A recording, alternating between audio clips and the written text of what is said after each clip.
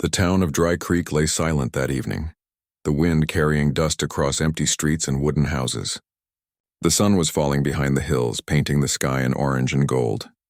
Luke Carson rode slowly on his old horse, heading toward the general store to buy feed and a few tools.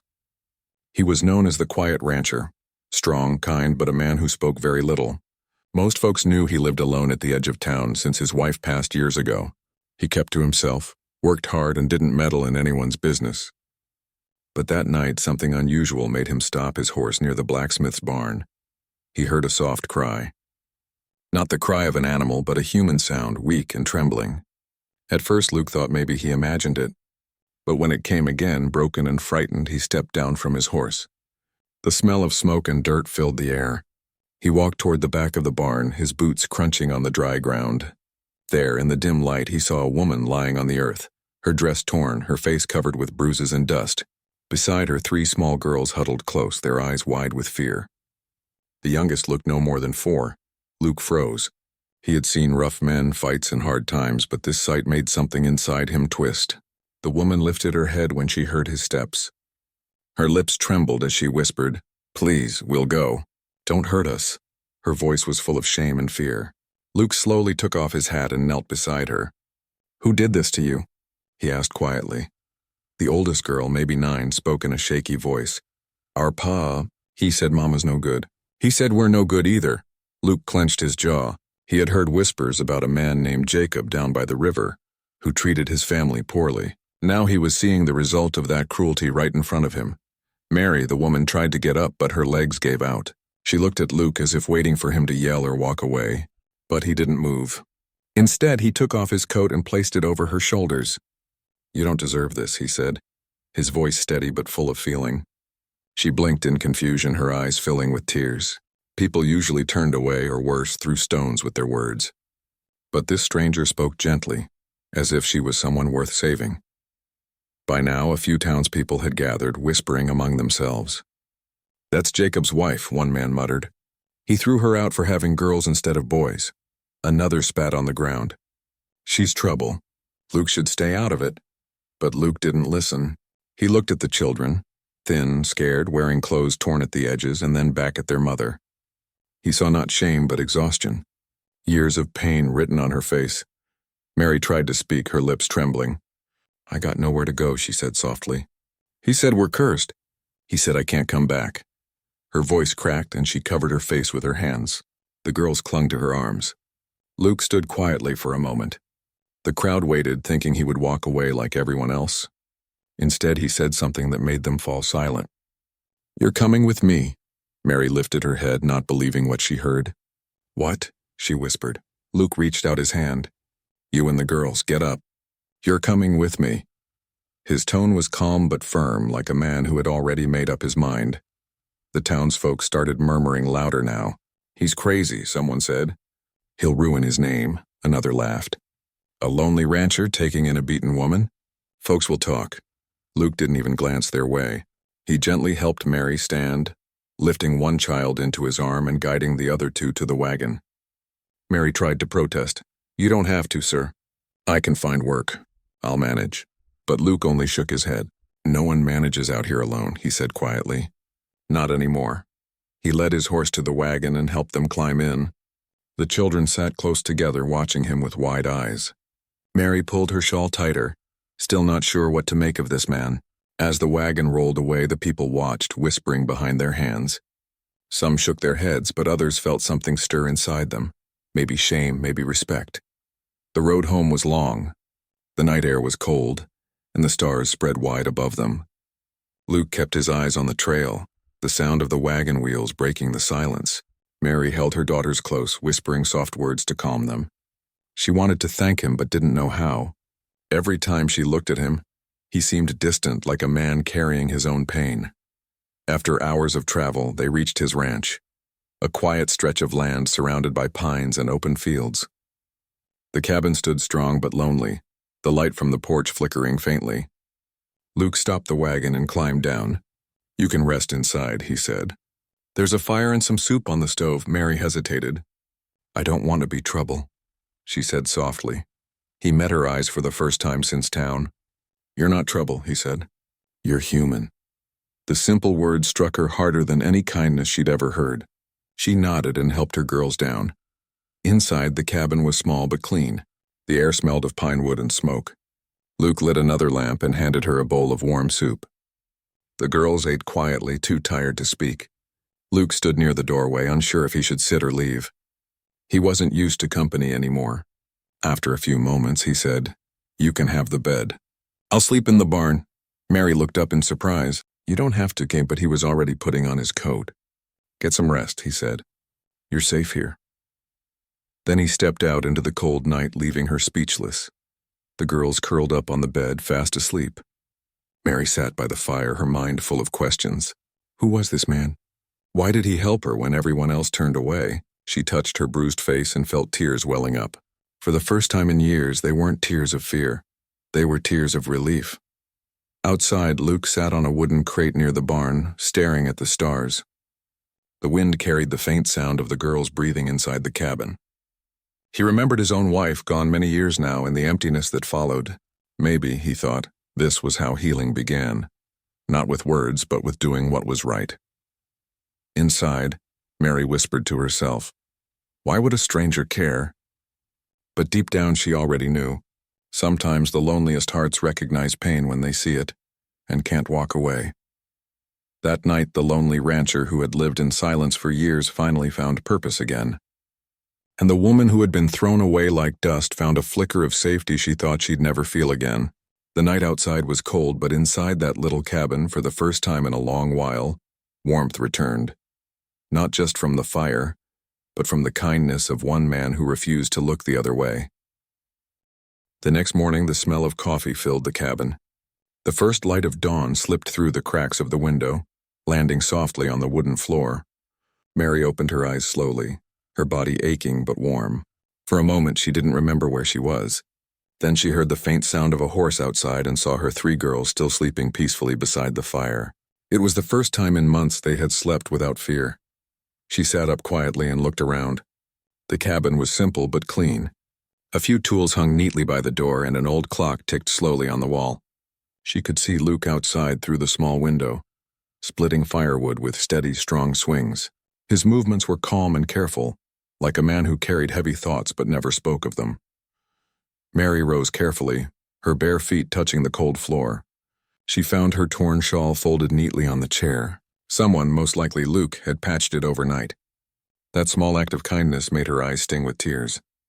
She brushed them away quickly, not wanting her girls to see her cry again. The door creaked as she stepped outside. The morning air was cold and smelled of pine trees. Luke paused, wiping sweat from his brow. He looked at her, nodded once, and said, "Morning." She nodded back shyly.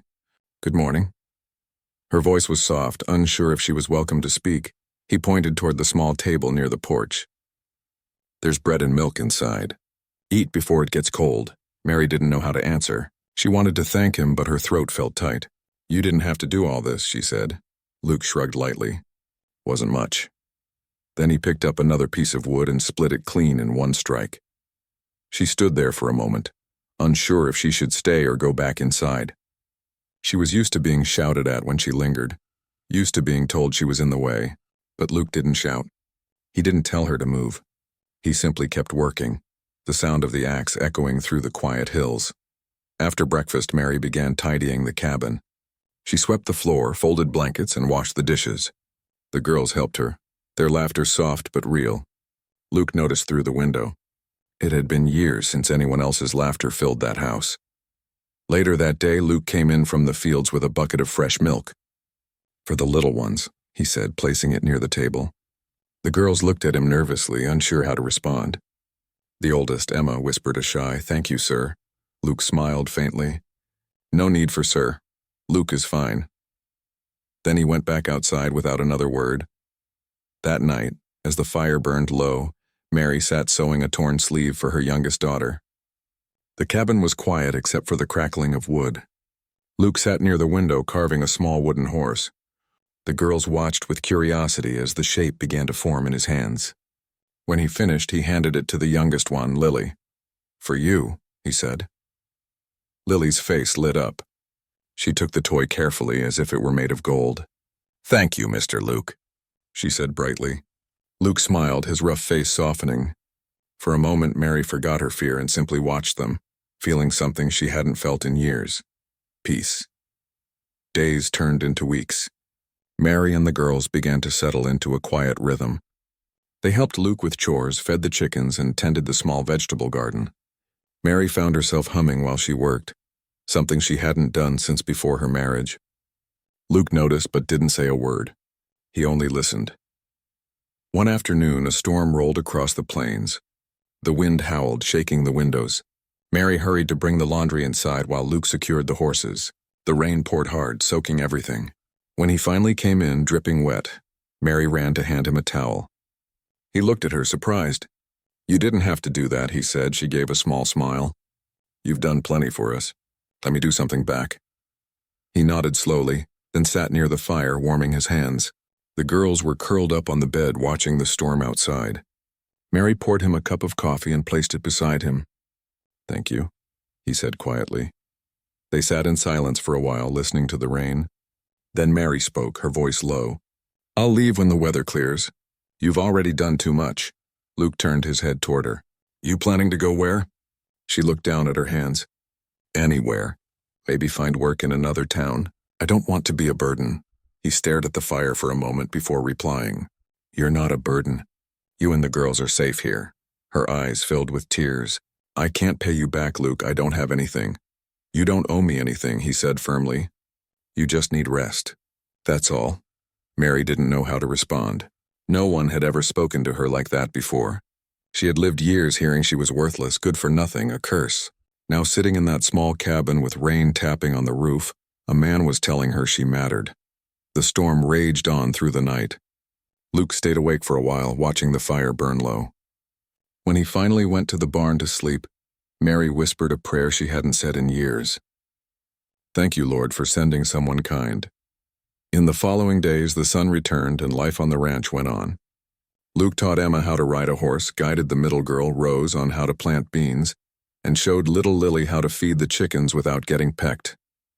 Mary watched from the porch, her heart swelling with gratitude and confusion. She didn't understand why he was doing all this. That evening, she gathered her courage and asked, "Why did you help us, Luke?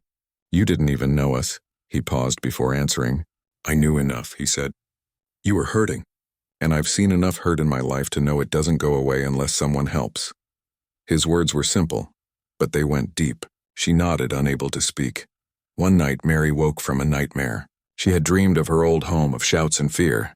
When she looked around the dark cabin and saw the girls sleeping safely, her heart settled. Then she noticed Luke sitting outside on the porch, looking at the stars. She stepped outside quietly. "You can't sleep either?" she asked. He looked up, a soft smile on his tired face. "Old habit," he said. "Nights are long when you're used to silence." Mary sat down beside him. The air was cool and the stars stretched endlessly above them. "I forgot how quiet peace feels," she said. Luke nodded. "It takes time to get used to it." They didn't talk much after that. They didn't need to. The silence between them was gentle, not heavy. When Mary went back inside, she felt something strange in her chest, a kind of warmth she hadn't known in years. Not love, not yet, but trust, the start of something good. The next morning, she found a small note on the table in Luke's rough handwriting. "Going to town for supplies. Back by sundown. Take care of the girls." There was a small bag of sugar beside it. The girls squealed when they saw it, knowing they could have sweet tea for once. Mary smiled, shaking her head softly. Luke Carson was still a mystery, but one thing was clear. He was a man who meant every word he said. That day, as she hung clothes under the morning sun, Mary realized the cabin didn't feel strange anymore. It felt like safety. It felt like home. The sun had just climbed over the hills when the sound of laughter filled Luke's ranch. Mary was helping the girls wash clothes near the small creek that ran behind the cabin. The water sparkled as the children splashed each other, their giggles echoing across the field. It was a sound Luke hadn't heard in years, a sound that made the quiet place feel alive again. Luke stood by the fence watching them. His hat shaded his eyes, but the faint smile on his face said more than words ever could. Mary noticed him from across the yard and felt her heart flutter. She still couldn't believe how much had changed. A month ago, she had been lying in the dirt, beaten and hopeless. Now she was standing under a bright sky, her daughters safe, her hands busy with honest work, and her heart slowly learning peace again. After finishing the laundry, Mary carried the basket back toward the cabin. Luke was mending a broken gate when she approached. "You've done enough for today," he said gently. "You should rest," she shook her head. "I like keeping busy. It helps me think less." He gave her a quiet look and nodded. "Then let me help you think with less worry," he said, taking the heavy basket from her hands.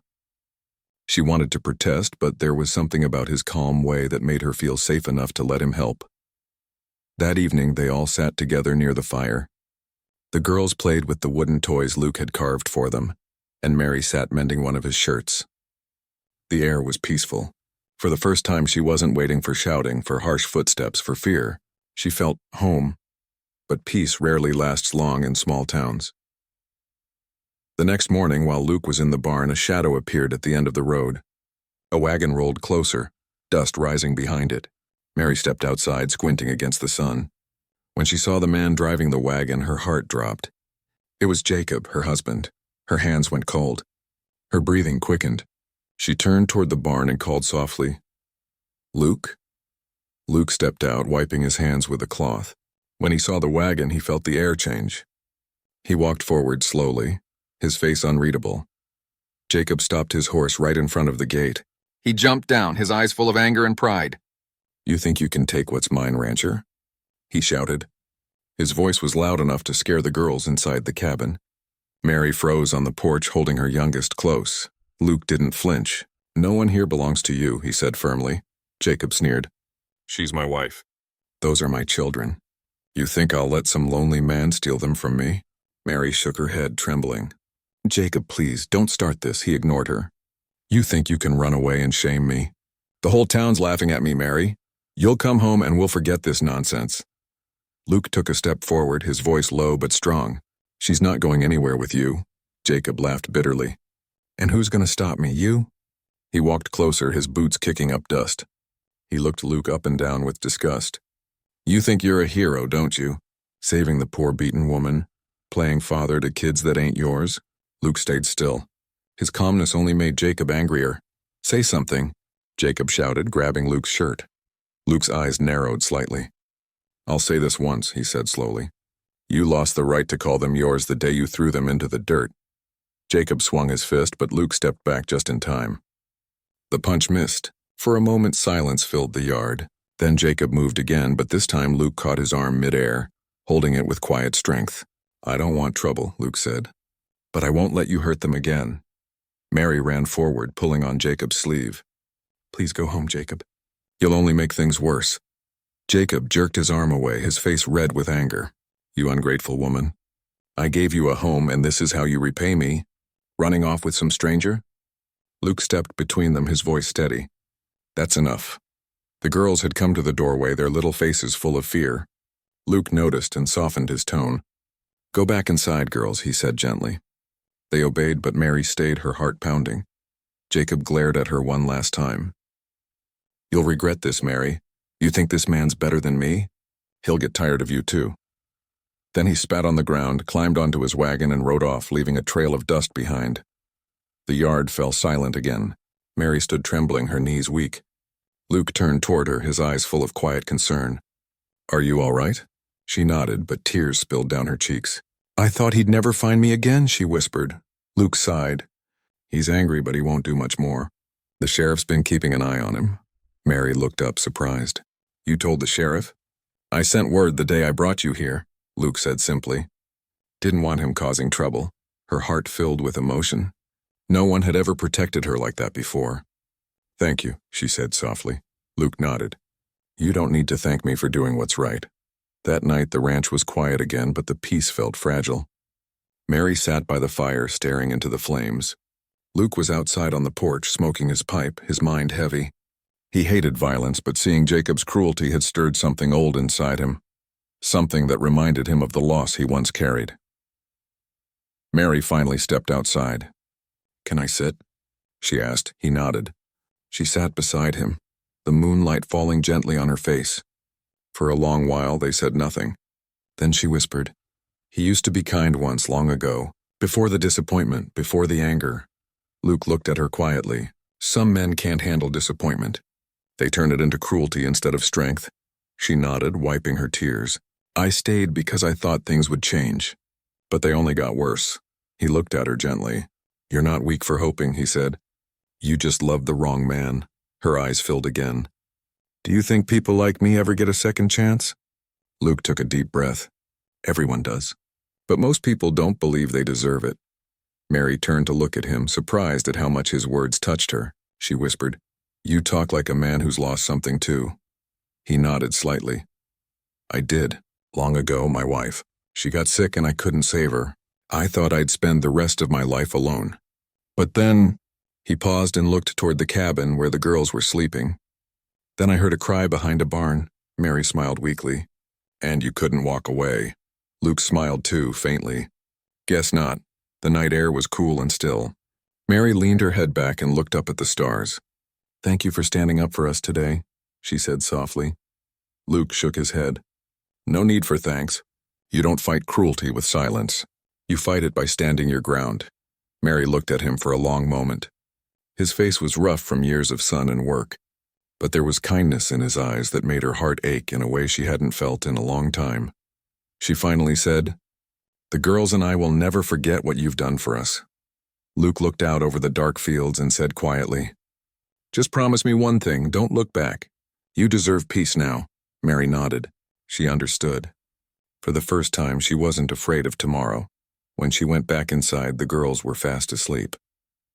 She kissed their foreheads and pulled the blanket up to their chins. Then she looked out the window and saw Luke still sitting under the stars. That night, Mary realized something deep in her heart. Kindness doesn't always come with words or promises. Sometimes it comes in silence, in steady hands, in a man who simply stands between you and your past without asking for anything in return. Outside, Luke looked toward the cabin, the warm light flickering through the window. He took a deep breath, feeling something stir in his chest, a quiet hope that maybe, just maybe, they could all begin again. The days after Jacob's visit passed slowly but peacefully. The sun rose bright each morning over the wide ranch fields, turning the grass golden and warm. The air smelled of hay, fresh bread, and pine trees. Life began to settle again. Mary and her daughters grew used to the rhythm of the ranch, early mornings, quiet evenings, and the soft sound of horses breathing in the stables. Luke rarely spoke much, but his actions said everything. He fixed the squeaky door, repaired the old fence, and built a wooden swing from a strong branch near the cabin for the girls. When the youngest, Lily, tried it for the first time, she laughed so hard she nearly fell off, and Luke couldn't help but laugh too.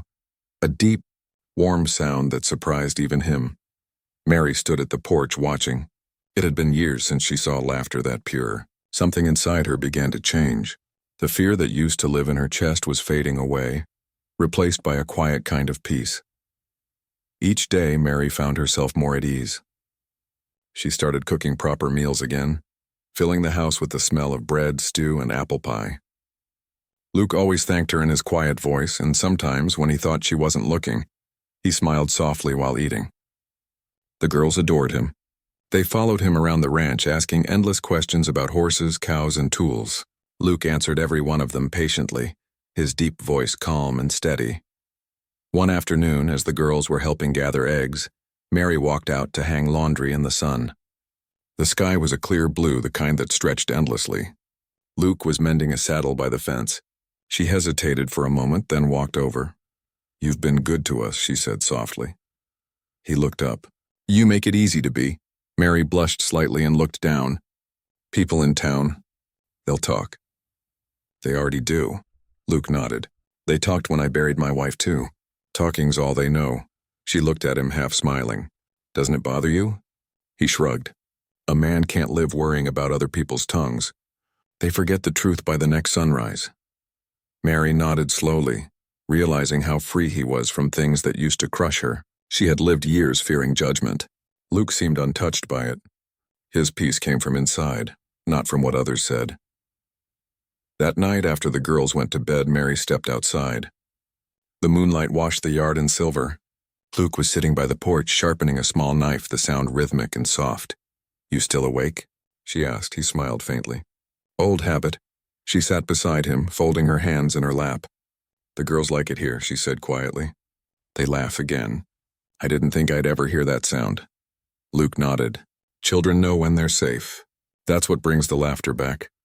For a long moment they sat in silence, the crickets singing in the distance. Mary looked toward the hills and whispered, You could have sent us away. You could have told us to move on. Luke set down the knife. Wouldn't be right, he said simply. You and the girls belong where you're treated right. His words touched her deeply. She turned to look at him, her eyes soft in the moonlight. And what about you, Luke? You don't ever feel lonely anymore? He gave a quiet chuckle. Used to. Not so much lately. Mary smiled, but her eyes glistened with emotion. For the first time she realized they weren't just living in his house. They had become part of his world. And somehow, without planning it, he had become part of theirs. The following days were busy. Luke taught Emma, the oldest girl, how to saddle a horse properly. He showed Rose how to milk a cow without spilling, and he even built a small stool so little Lily could reach the chicken coop. The girls adored him, following him like shadows. Mary couldn't stop smiling as she watched from the porch, her heart full in a way she didn't remember feeling before. But there were still moments of doubt.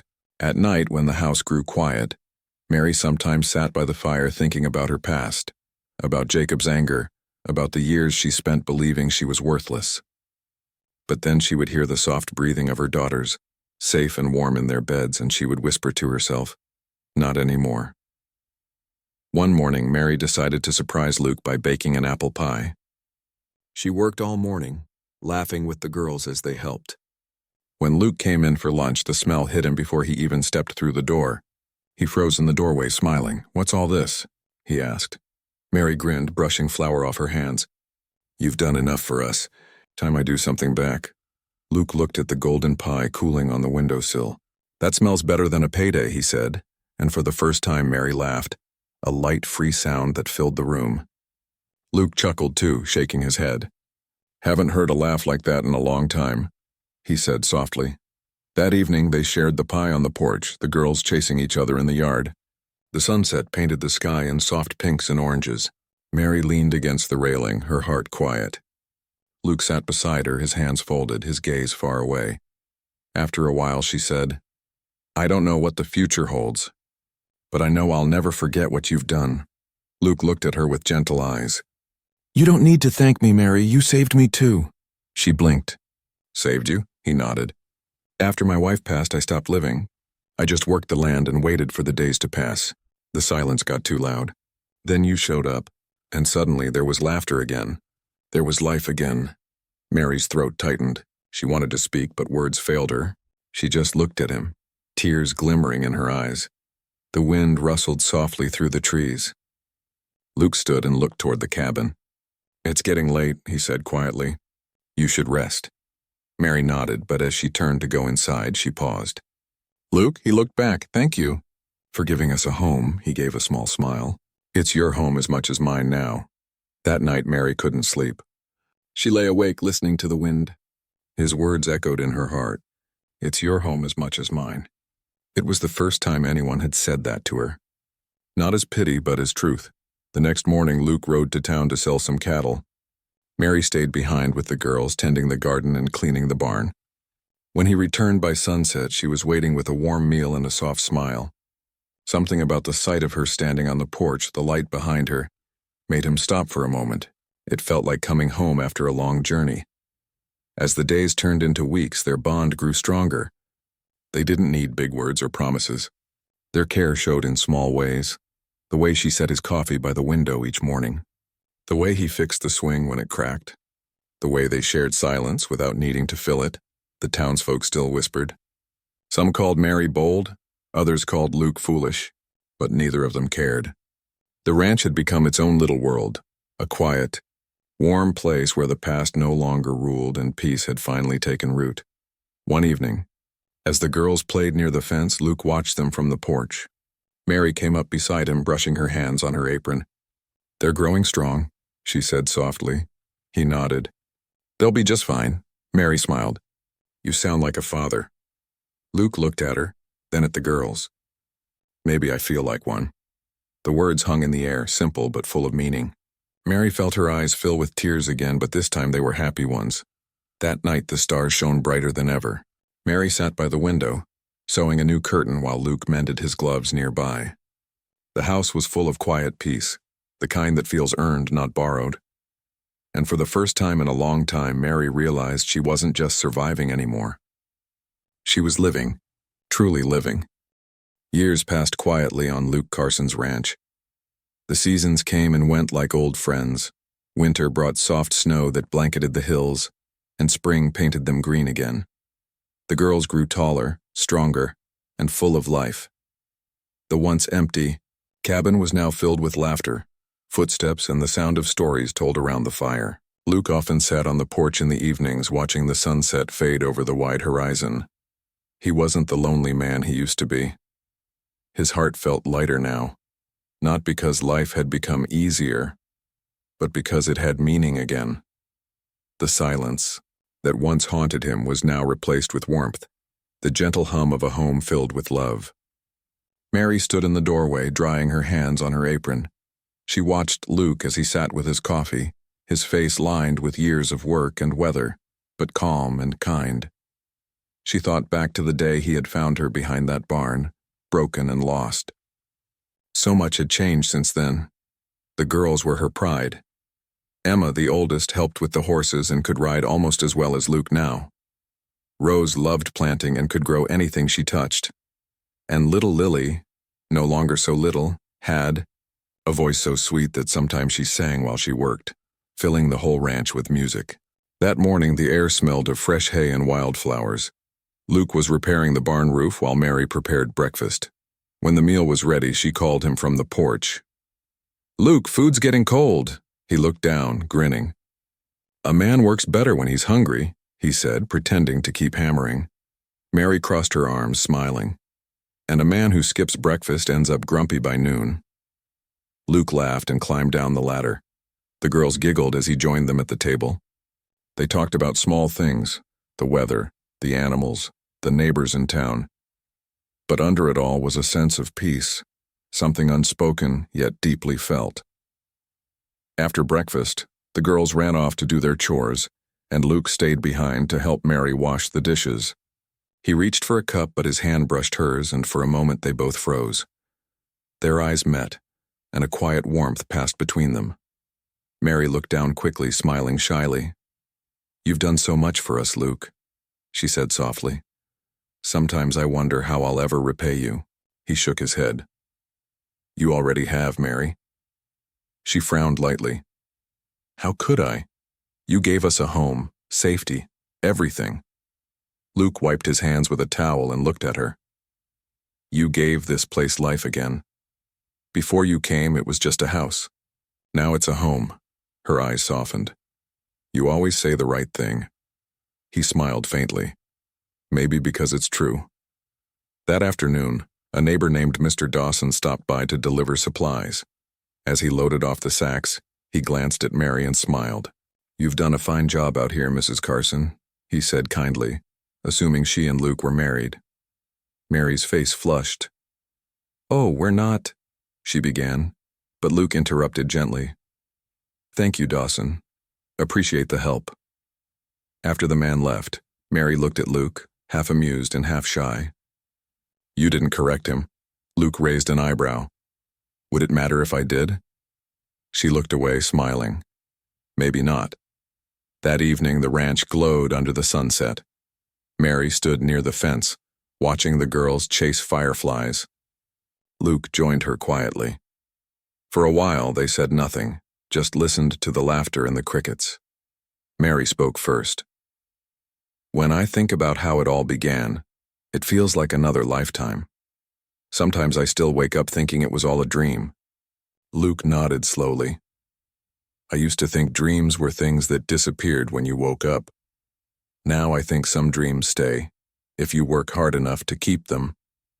Mary looked up at him, her heart full. "You changed everything for us, Luke." He shook his head gently. "No, Mary, you changed yourself. I just gave you a place to start again." She smiled at that, her eyes shining. Maybe we both found a second chance. Luke looked at her for a long moment. Maybe we did. As the stars began to appear, the girls came running up to the porch, their hands full of fireflies glowing like tiny lanterns. "Mama, look!" Lily cried. "They shine just like the stars." Mary knelt beside her, smiling. "That's because they're little pieces of light sent to remind us the world can still be kind." Luke watched the scene quietly. His chest felt heavy, but not with sadness, with gratitude. He realized that for years he had prayed for purpose, and somehow it had arrived in the form of a woman and 3 children who needed a safe place to land. Later that night, after the girls had gone to bed, Mary stepped outside. The sky was wide and full of stars, the air cool and peaceful. Luke sat on the porch looking up at the heavens. She joined him without a word. After a while, she whispered, "You ever think about the past, Luke?" He nodded slowly. "Sometimes, but only to thank it for bringing me here." Mary smiled. "I used to hate my past, but now I think maybe it led me here for a reason." Luke turned his head toward her. Maybe it did. There was a long silence between them, but it was a comfortable one. Then Mary spoke again, her voice trembling slightly. "You don't know how much you've healed us. I didn't think people like you existed anymore." He smiled faintly. "I could say the same about you." She looked at him, eyes full of warmth. "You gave us a new life, Luke. I'll never forget that." He took a deep breath, his voice quiet.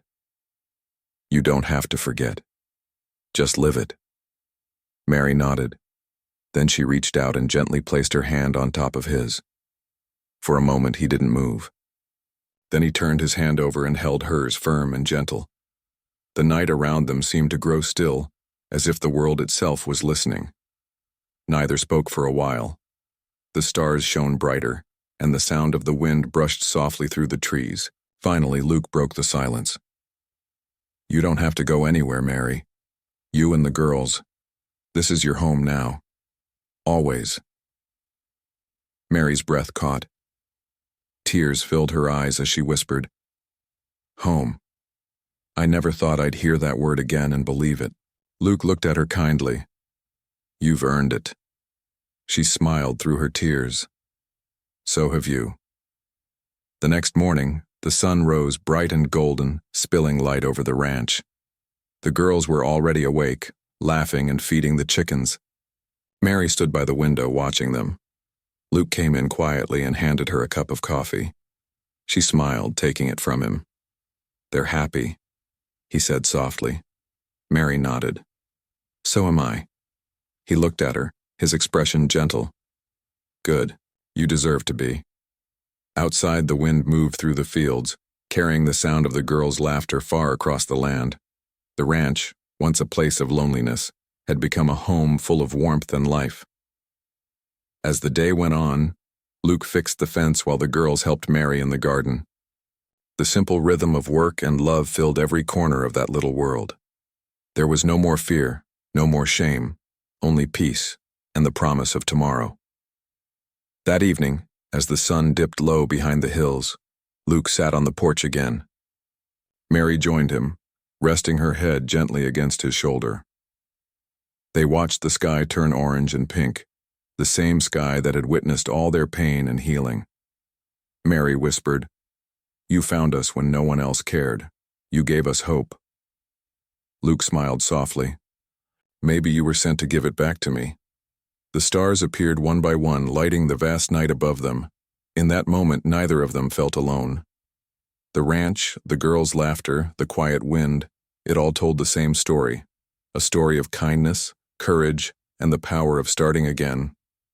And as the last light of the day faded, the lonely rancher and the woman once cast aside sat together under the sky, no longer strangers, no longer broken, just 2 souls who had found home in each other.